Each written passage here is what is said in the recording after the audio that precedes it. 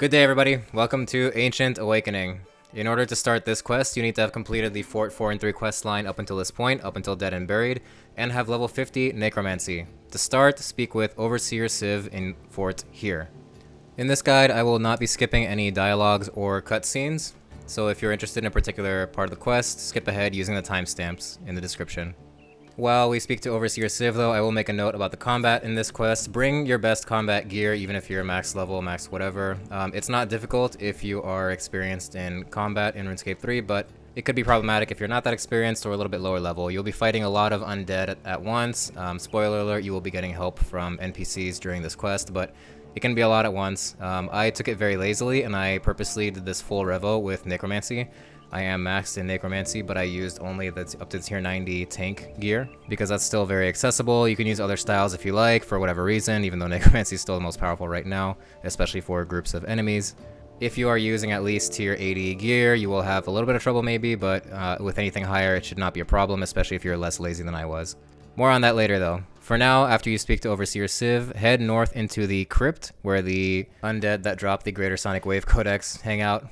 You will need to run past the Risen Ghosts, by the way. It shouldn't be much of a problem, but just know that when you enter the Crypt here, you don't automatically continue the quest. You need to go to the Dragonkin tomb where you left off in the last quest. Follow along. You just head south as soon as you come in, and then once you're inside the tomb, go to the area with the map table from the previous quest and speak to either Aster or the Raptor or the Archaeologist.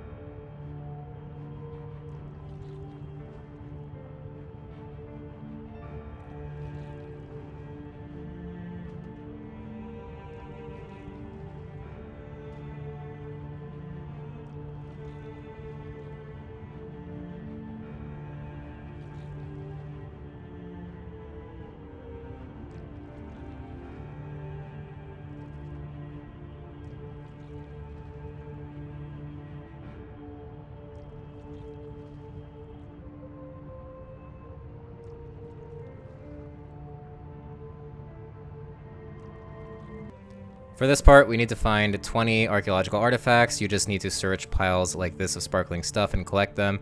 You'll also need to fight a few very weak zombies that drop some artifacts, so I'm going to speed through some of this here because it is quite tedious. But look for piles like this, and then towards the northern parts of the room, the northwestern and northeastern wings, when you go in, there will be archaeologists there and they'll be attacked by zombies. They're very weak. You can obliterate them with any ultimate or any basic abilities even. They will drop like 3 archaeological artifacts. So in this entire area, there are more artifacts than you need, so there are more than 20. As soon as you have 20, just return to Aster. And a quick note on that, by the way, there are several dialogue options you can choose for handling Aster due to his, let's call it his mental state after the loss of his sister in the last quest.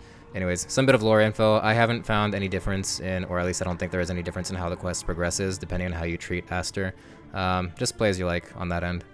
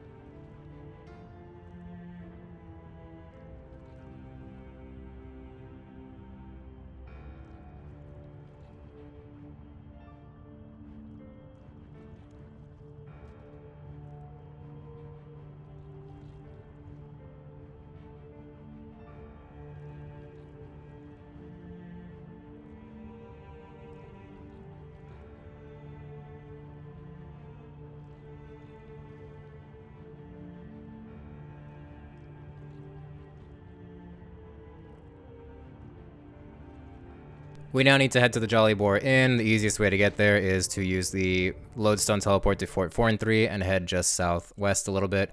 We are greeted with this really nice continue quest icon, which is a big improvement from past quests, by the way. It's a lot more obvious. Anyways, click it to continue the quest and enter an instanced area of this pub.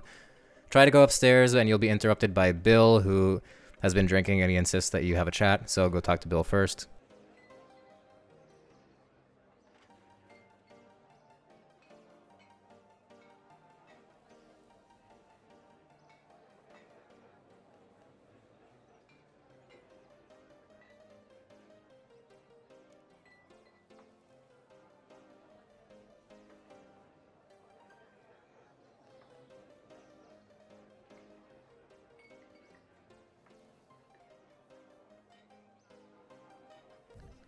After that delightful intro to Bill Jr., you are free to head upstairs and speak to the Raptor, aka Ella Maria, as she has removed her helmet. By the way, make sure to ask her what's up with her voice in the suit and see how Jagex has fixed that plot hole.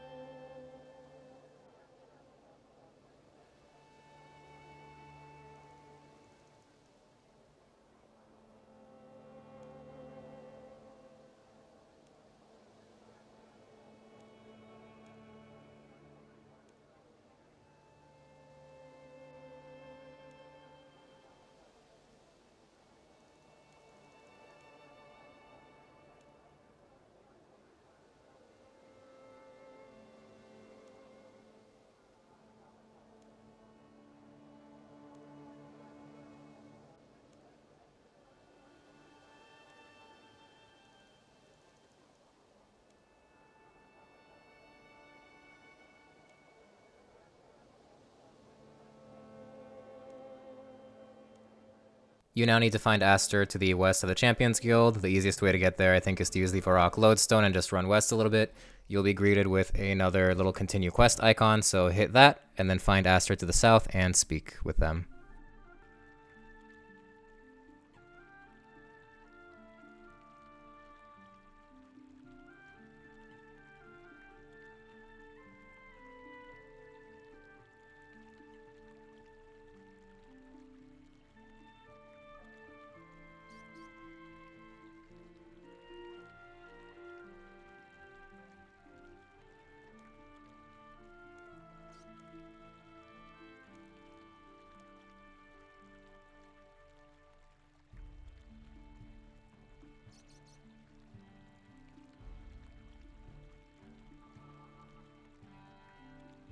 Here you can pick out the note that fell out of Aster's pocket. If anybody has any idea what this is about, if it's been revealed yet, please let us know in the comments, because I don't. Anyways, return to Fort Forinthry to the town hall. You'll use the continue quest icon there, but before that, make sure you claim your bonus experience from the past 2 months from Aster of not logging in since the Hero Pass came out. Awesome. Once you continue the instance, speak to anybody to start a dialogue.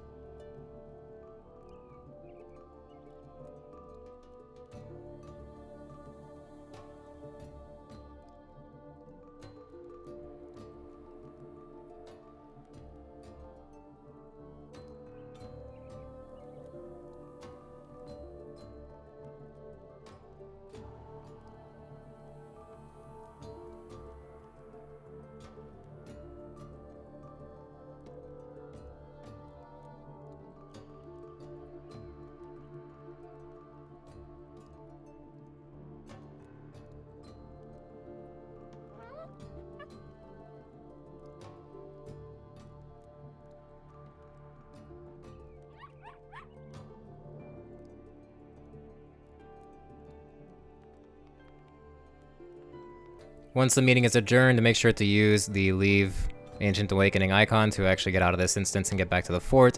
You'll go to the Grove area to the east and take the boat by the little docks shown here. Here is where you want to have your food, combat gear, and everything ready. But before all that, enjoy this cutscene. Mr. Lin, a pity pitiful kingdom crippled by war and famine. Easy pickings. Until that meddlesome fort sprung from the filth. This upstart duke thinks they can scupper my plans? I'll show them. I will awaken the ancient power that slumbers here. And it shall serve my will. Fort Forinthry will crumble, and Misthalin will be mine for the taking. If they will not serve me in life, then they shall serve me in death.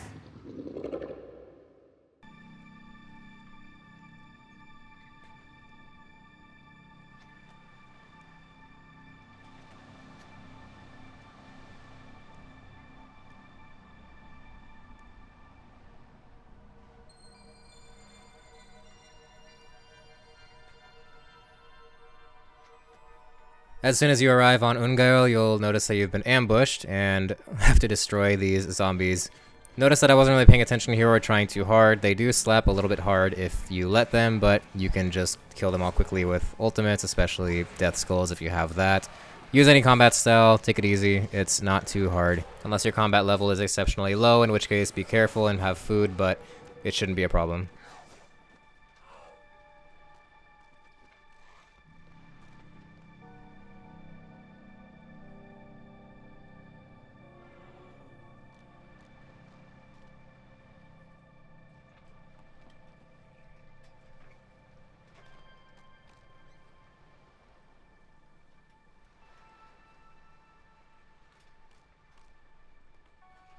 Don't worry, all that combat was just a very small taster of what's to come in the rest of the quest. Continue along the windy path north, and inspect the door here to continue.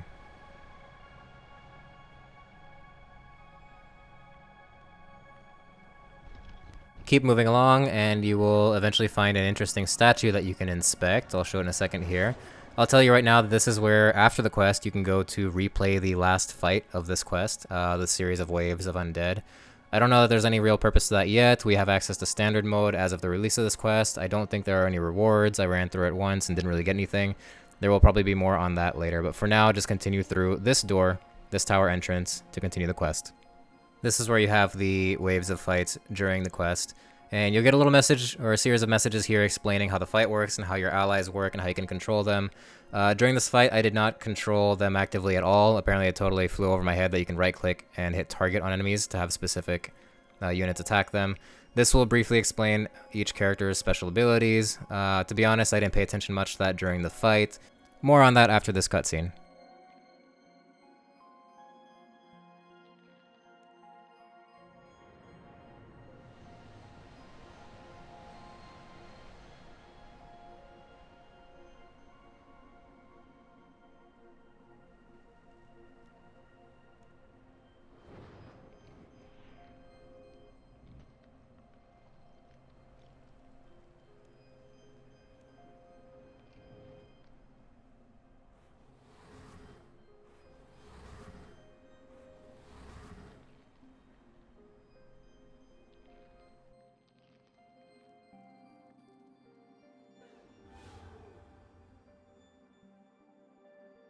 And so it begins. There are actually many waves of undead enemies that have between 10,000 and 15,000 HP. These can hit you pretty hard, just like the previous ones. They can pile up on you if you're not careful. Use Soul Split if you have it as needed. Use Protection Prayers also as needed. Vampirism Aura helps a lot. They didn't even use that here. Penance Aura is also helpful if you want to use that instead. As I alluded to earlier, I'm using full Revo Necromancy as much as I can here, which is much weaker than manual input Necromancy, just to see that this can be done. After each wave, you will have to siphon necrotic energy from this little beam coming here. About every 2 waves, you will have access to a power-up, which boosts the abilities of either one of your teammates or yourself. Pick whichever ones you like here, whichever ones sound more fun. You don't need to do any in any particular order. You're not going to be totally screwed or have a very hard time if you pick the wrong ones or whatever. Just pick whichever ones you prefer. Now for a Necromancy setup like this specifically, if you want to get a little bit more manual with it, the only thing I did a little bit later on in these fights that you'll see is between waves, I waited for my adrenaline to replenish a little bit. I have Persistent Rage, the relic, so that's easy.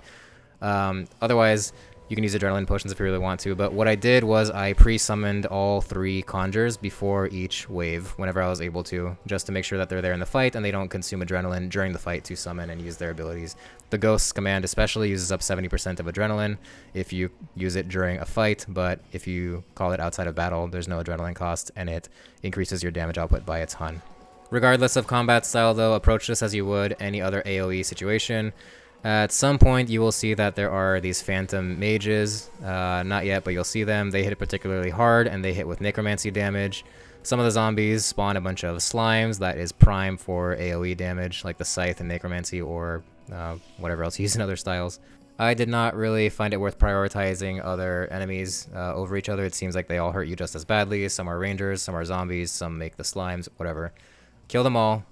Use AoE as much as possible. I did a pretty bad job of it here because I didn't even have the most basic Necromancy AoE ability on my bar because I'm using a single target bar. Oops. But it still worked out.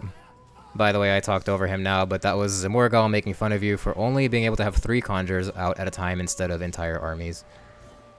Anyways, this fight goes on for a while, another 6 minutes or so from here because I'm taking it slow. The only other thing I would mention for players who are struggling or are lower combat level is that if you do use the target options, the Raptor's little ability, and I think there's an upgrade for it between the waves here, is that he can kind of aggro a lot of enemies in a large area towards him. So if you're taking too much damage, you can use that to occasionally take damage off of you. Otherwise, I found the upgrades to Bill's Ballista pretty good, and Aster's after that. Upgrading your own abilities, like your Conjure's damage, if you're using Conjures, is great, but prioritize what you need to stay alive and get through this. Now that I think about it, this part of the quest is so Necromancy heavy, I would be surprised. Well, I wouldn't be surprised if you could not do it with other combat styles. I mean, I would think they would mention that somewhere at this point, but anyways, that would be funny. I'm pretty sure everyone's going to try this with Necromancy anyways.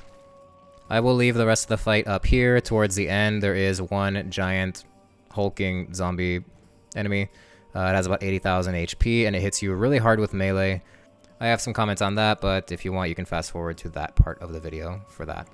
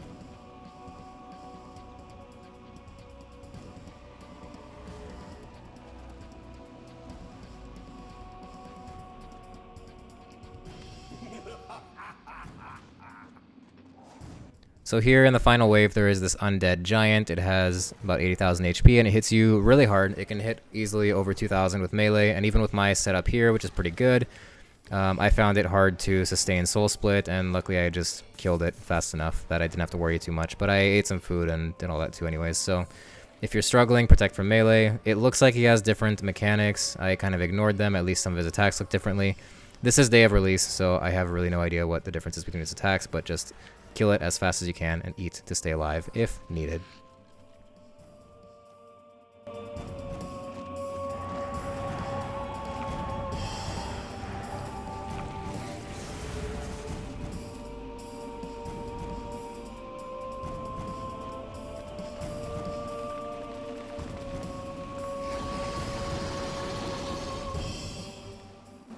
You are too late, Duke. The dragon is mine.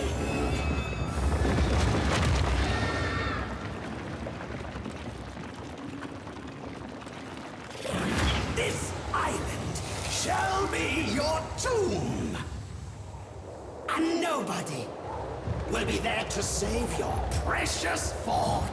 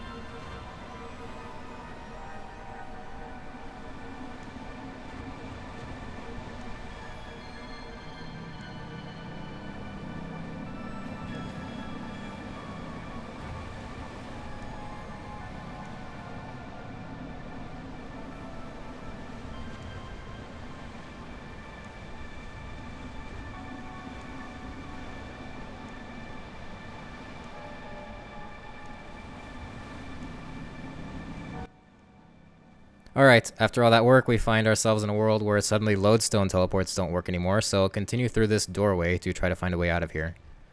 Continue along the path and interact with the large runic projector that is in the center of the room at the end here.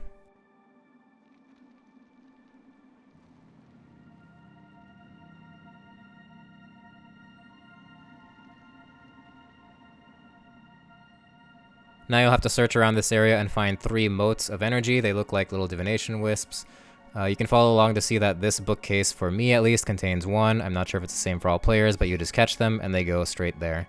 I will maybe fast forward through this next part a little bit because it's not too interesting, but you can search one of the shelves and find an effigy and for some reason ignore it. You can search a suspicious brick, which turns out to be just a regular brick, but there's another mote here.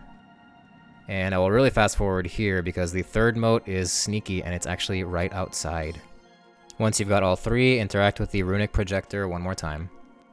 You'll have an interesting interaction with this Dragonkin projection that appears. Just ask it all available questions, and it doesn't matter whether you or Aster translate.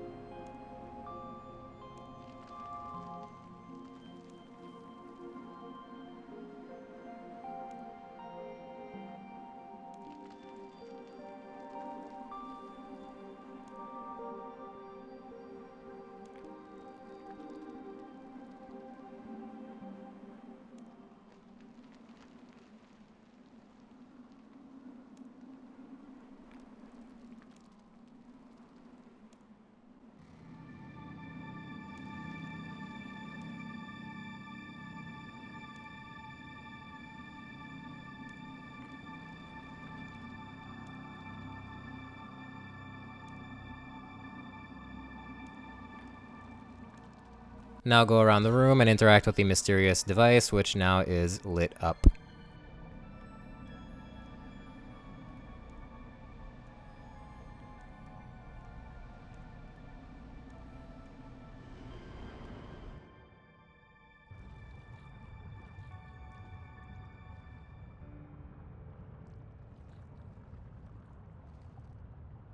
Congratulations, you've escaped, and remembered that lodestone teleports are a thing. Also, you can use your Slayer cape to teleport directly to the raptor, ironically or weirdly enough.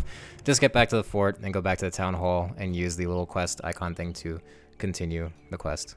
You will actually just have one final meeting, and then the quest is complete. Congratulations. And thank you for watching. If you want to see more helpful quest guides and guides in general for RuneScape, please consider liking this video and subscribing. Thank you.